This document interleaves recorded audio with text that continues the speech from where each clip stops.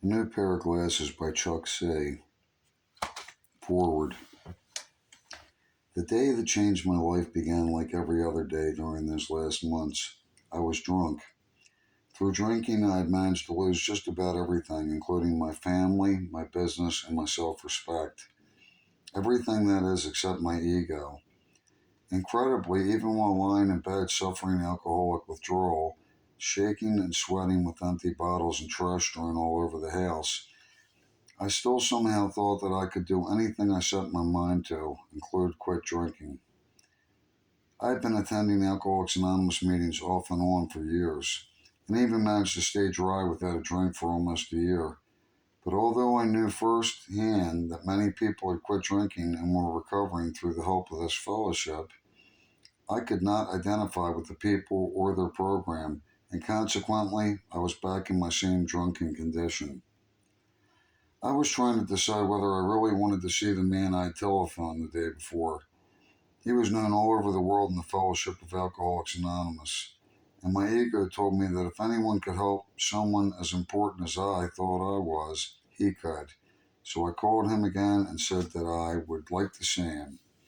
If he could come to my place, he asked me to go to his house, but in my condition there was no way I could make it to my car, let alone drive somewhere. I had no idea how much I was asking, and it wasn't until weeks later that I learned he rarely drove anywhere by himself because of his failing health. Later that morning, after becoming lost and calling him rap for clearer instructions, he arrived. He sat in my grandmother's rocking chair and talked to me all afternoon and into the night. After he had been with me for several hours, I began to withdraw from the alcohol in my body and was shaking so much I could no longer hear what he was saying. By way of apology, I asked if he minded if I had a drink to calm my nerves, and he said sure, do whatever I had to do. And then he talked some more. But what changed my life occurred as he was leaving. I followed him out and found him in pain, doubled over and leaning on the kitchen counter in the midst of my trash and empty bottles. I asked what I could do, and he said not to worry, that he would be all right in a few minutes and be on his way. After a while, he recovered enough to walk out to his car and drive off. But during those minutes in the kitchen, I understood the program of Alcoholics Anonymous. This man, who had once been a drunken alcoholic just like me, had disregarded his own comfort and well-being to come to my home and share his experience, strength, and hope with me. And his sole motivation was to try to comfort a fellow alcoholic who was in trouble. This man, who had never heard of me, loved me so much that there was no pain or inconvenience that could keep him from trying to help me. To this day, over a year later, the miracle that this man brought me, the miracle of Alcoholics Anonymous, has allowed me not to take another drink since that last one I took in front of him that night. But more importantly, the spiritual philosophy of the program of Alcoholics Anonymous, as personified by this man, has completely changed my attitude and way of life. Embracing this philosophy to the best of my ability has given me the thing I was forever looking for in the bottle. I am comfortable.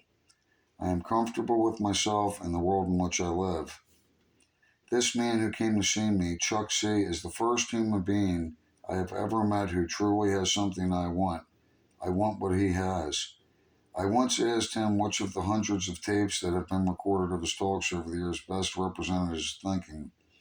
He did not hesitate when he replied that the talks he gave at the Palo Mesa Retreat, a gathering of fellow alcoholic men, in 1975, included just about all of his thoughts on the program of Alcoholics Anonymous and the program of life.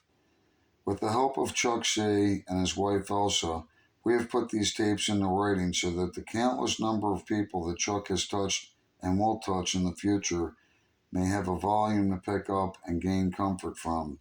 Here then is told the 64 men at Palo Mesa are the thoughts of Chuck C. Thoughts which will help you see the world through a new pair of glasses. Lee T., August 16th, 1983. Thank you, people. Pass it on.